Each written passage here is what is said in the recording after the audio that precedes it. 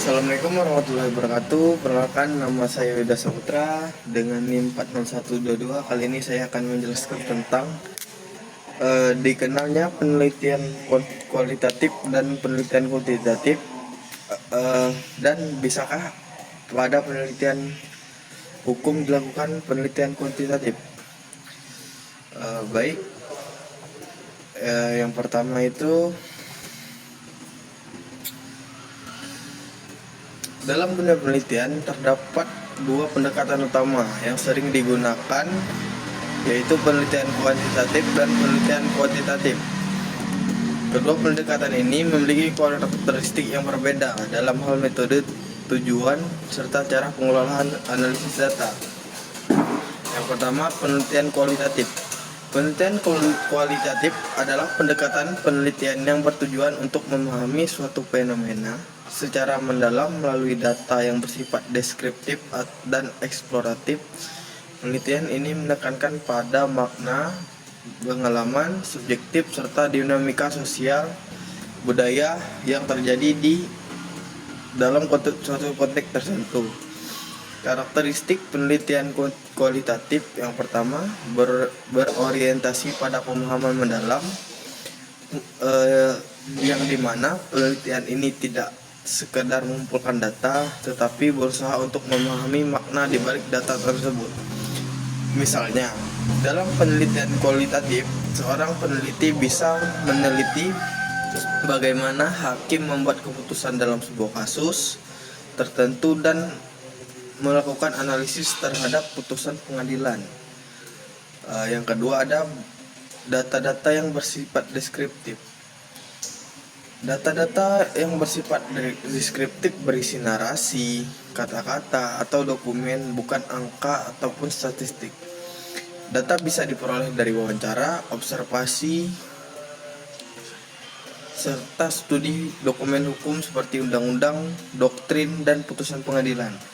Yang ketiga, ada pendekatan induktif. Proses analisis data dalam penelitian kualitatif bersifat induktif, yaitu menarik kesimpulan dari pola-pola yang ditemukan dalam data. Contohnya, dalam penelitian tentang efektivitas suatu kebijakan hukum, peneliti bisa mengamati bagaimana kebijakan tersebut diterapkan di lapangan dan bagaimana reaksi masyarakat terhadapnya. Yang keempat, fleksibel dan kontekstual. Pada penelitian ini bersifat fleksibel karena metode pengumpulan data bisa berkembang dalam penelitian langsung. Selain itu, penelitian ini sangat bergantung pada konteks sosial, budaya, politik yang melingkupi suatu fenomena. Metode yang digunakan dalam penelitian kualitatif. Yang pertama, wawancara. Di sini bukan sekedar wawancara biasa, namun wawancara yang mendalam. Misalnya, wawancarai pengacara, hakim, jaksa, atau masyarakat yang memahami bagaimana suatu peristiwa hukum tersebut terjadi. Yang kedua, observasi. Mengamati langsung bagaimana suatu peristiwa hukum itu terjadi. Yang ketiga, analisis dokumen. Kita menganalisa suatu dokumen atau surat-surat yang berkaitan dengan penelitian hukum kita tersebut. Berikutnya, penelitian kuantitatif. Penelitian kuantitatif adalah pendekatan penelitian yang berbasis data. Data-data tersebut bukan data-data primer, namun data-data pokok yang sudah jadi, yang dimana kita menggunakan angka statistik untuk menguji suatu hipotesa, mengukur variabel, serta menemukan hubungan antar variabel. Penelitian ini lebih bersifat objektif karena terstruktur, karena menggunakan metode yang sistematis dan pengumpulan serta analisis data. Karakteristik penelitian kuantitatif. Yang pertama, berorientasi pada pengukuran dan generalisasi.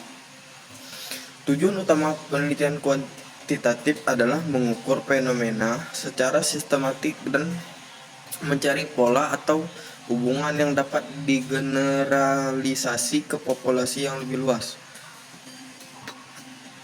Misalnya, dalam penelitian hukum kuantitatif, Seorang peneliti bisa menganalisis hubungan antara jumlah kasus korupsi dengan tingkat pendidikan pejabat negara.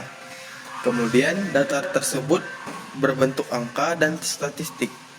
Data dikumpulkan dalam bentuk angka dan diolah menggunakan teknik statistik. Contohnya, jika ingin mengetahui seberapa efektif suatu undang-undang, peneliti bisa menganalisis jumlah kasus sebelum dan sesudah menggunakan undang-undang tersebut.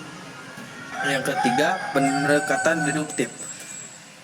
Pendekatan ini sering menggunakan pendekatan deduktif karena peneliti memulai dengan teori atau hipotesa, kemudian mengumpulkan data untuk mengujinya.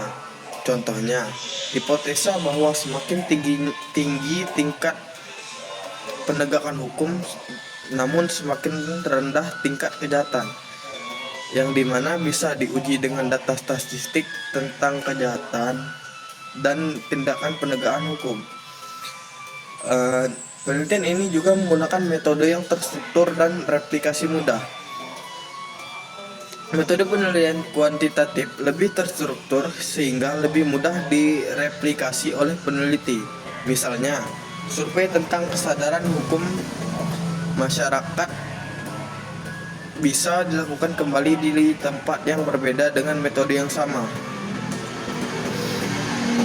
Metode yang digunakan penelitian kuantitatif, yang pertama survei.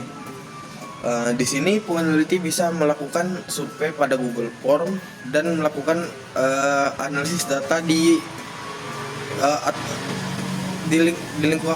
ruang lingkup masyarakat. Yang kedua, eksperimen. Peneliti bisa menguji hubungan antara variabel dalam kondisi yang dikontrol. Lanjut ke pertanyaan yang kedua, yaitu bisakah penelitian hukum dilakukan secara kuantitatif? Jawabannya bisa, karena sifat hukum sifatnya yang normatif, juga bisa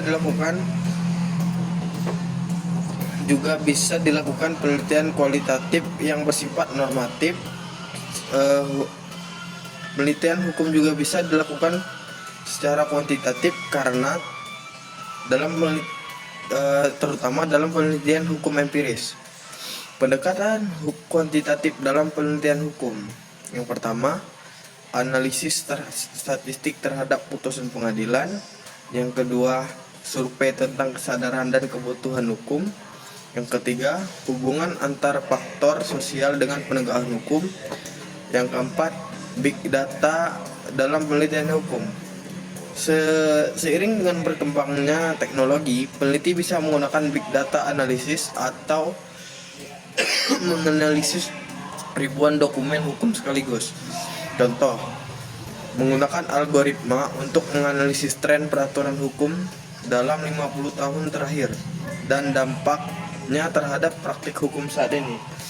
Baik, sekian dari penjelasan saya. Maaf bila ada salah kata, saya ucapkan wabillahi taufiq wal hidayah. Wassalamualaikum warahmatullahi wabarakatuh.